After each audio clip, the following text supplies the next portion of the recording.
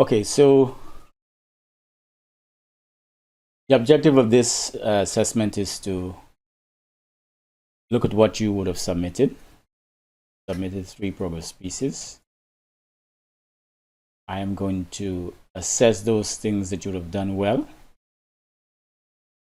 Highlight those things. I'm going to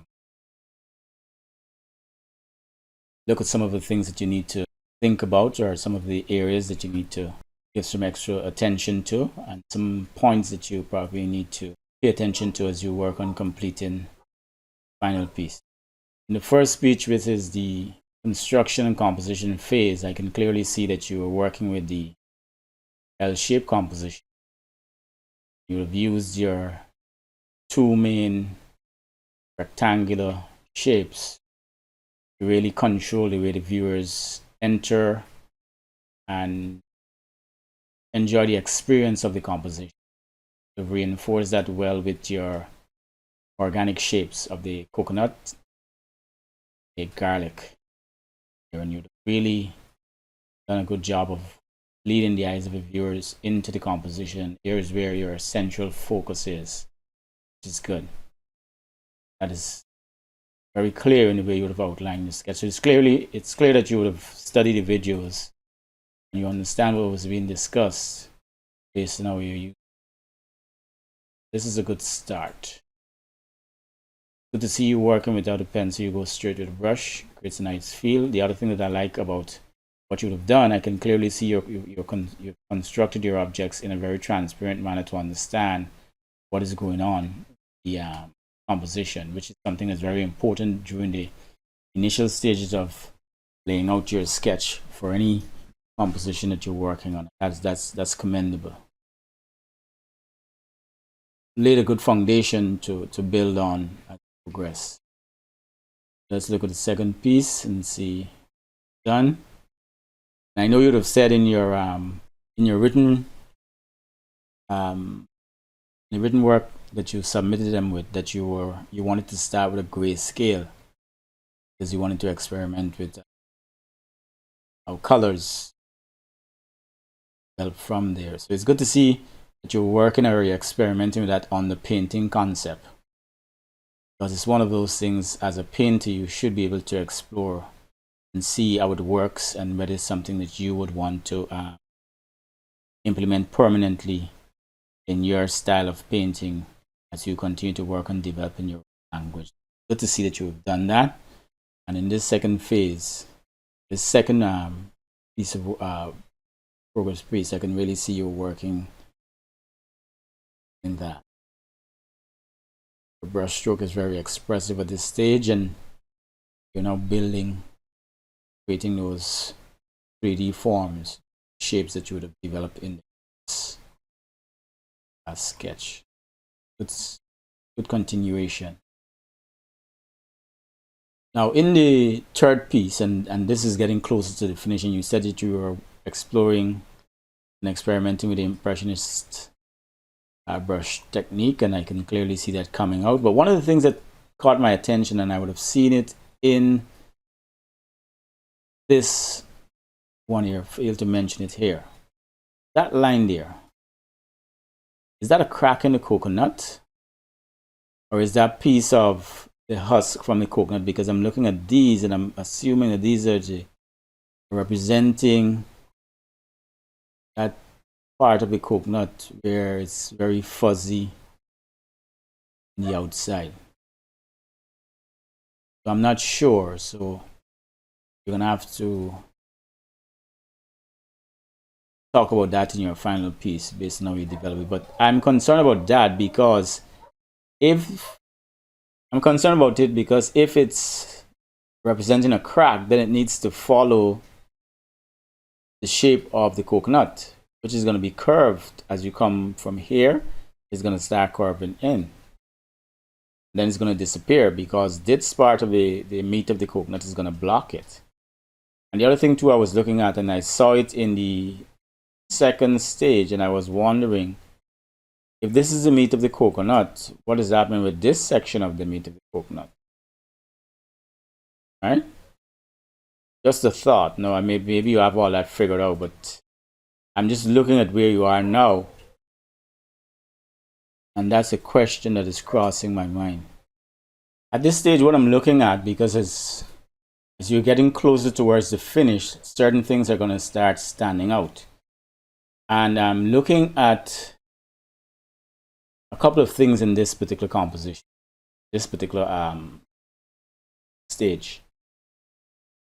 The spatial relationship between the objects. What is in front of what? Now I know the box is the closest thing to the rectangular shape of this box, or if it's a block. I know that this is in front of us because anything that is closest to you in the picture space is going to be lower. The bottom is going to be lower in the composition. And I can clearly see if I draw a line straight here, if I follow your horizontal line here, I can tell that this box is in front of that coconut, this old coconut here. But the question is, where is this coconut, this half coconut, in relationship to this coconut? Because as it is, it seems as though that this coconut is in front, but if this coconut is in front of this one, I don't think that's possible. Because when you look at the fact that this half coconut is resting on this box, and it also seems to be resting partially on this one, because it has to be, otherwise it would be falling down because of the semicircular shape there. Then you need to pay attention to how you're representing space between these two coconuts and the rectangular box.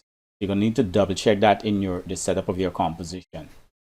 The other question that I have when I look at it is, where is the rectangular shape in relationship to the background or the wall in the composition? Because it stands to reason that if this box is in front, then this other rectangular shape, I'm assuming it's a box or a block, whatever it is, this is going to be the one that is further away from you in terms of the objects. And I'm not getting that feel of that three-dimensionality that should be present from the bottom here and how it separates, or how far it is away from the background. So that's something you're going to need to look at. And if we go back to the front, let me go back and see how you would have handled that in the sketch. You see here, you have this two sides, and that is how it should be. Based on the perspective, you have two sides in this rectangular object showing here. And the other thing that you're going to need to look at, and I'm glad that I came back to the front here, this line is going to have to start coming downwards, because remember, this line is above our eye level. And in perspective, any line that is above eye level is going to converge downwards towards the vanishing point. So you're going to need to correct this because it is showing up here and there. You see? Because you're addressing now, you're looking at the three-dimensionality of the object, which means you're putting in areas of light and dark and shadows to create those, to change what you had here was two-dimensional basically. And what you're doing here is that you start adding color to create three-dimensionality. But as you come to this stage, you just lose all that three-dimensionality in this box for sure. And then in terms of the spatial relationship, I need to know how far this box is from the background or the wall or whatever it is that you have there. Is it touching 2 inches away? And remember now, when you're representing space, you need to exaggerate so we can get that sense. So you're going to need to definitely pay attention to this box and that line that is going to converge downwards towards the vanishing point. You need to ensure that you put that in, otherwise you're going to run into some problems there with that, because you have it here in the initial sketch, but then it starts to disappear as you progress. So you got to pay attention to these little things, and these are the little things that really takes away from a quality still life composition.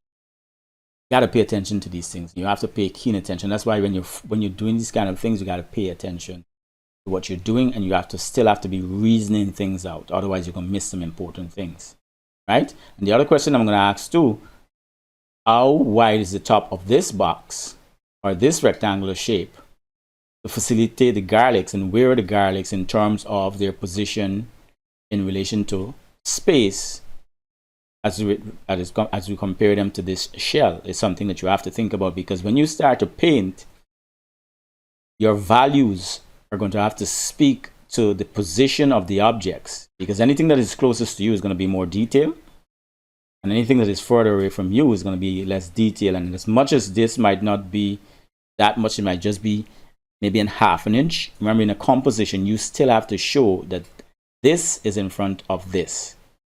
The half coconut is in front of the garlic, or the garlic is in front of the half coconut, whichever it is. And based on what I'm seeing, it seemed to me that the half coconut is in front of the garlic. So you're going to have to pay attention to how you're representing space there, and that's an integral part of what you need to look at as you come towards your final composition. Pay attention to how you're utilizing and representing space. The other thing too that you're going to need to pay attention to is the textural qualities of the different objects that are a part of your composition. Are these boxes made of wood? Are these rectangular shapes made of wood or cardboard? We're going to have to know that based on how you treat them, so you're going to have to pay attention to that. We need to know the difference between the textural quality of the garlic as compared to the coconut shell on the outside. We need to know what's the textural quality of the coconut shell as compared to the meat of the coconut on the inside. Those are all things that you're going to have to pay keen attention to. And in these coconuts, were they smooth? Because sometimes when persons peel, they take the time to really scrape off all the extra fibers that's on the outside. Or was it very textured with the fiber? You're going to have to pay attention to that in your finished composition. Because remember, it's a realistic representation of the still life composition that we're looking at. And these are things that you're going to have to pay attention to. Now, you have the artistic license to include or not to include some of these things, but you're still going to have to pay attention to the difference in the textural qualities of the objects that are a part of your composition, so we can sense that, right? But overall, it's a good start. But those are some of the points that I would have noted that I think, not that I think, that I know you need to at least look at and give some special attention to those points that I would have raised. I'm looking forward to see what the final color scheme is going to look like. See how we would have, what you would have come up with. Again, you have the artistic license to choose what color scheme you want based on the effects that you drive into a life composition. Please ensure that you have a name to go with the composition. So those are the points that I wanted to leave with you.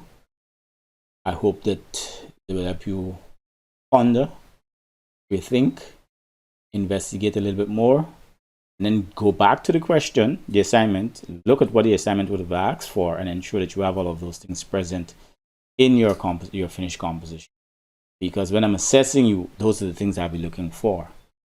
And this is one of the composition I think I'm going to include in that live stream assessment as well, so that you can give your take on why you would have done some of the things you're doing. Because as it is right now, I'm just looking at what you have there and forming my own conclusion, some of which could be incorrect.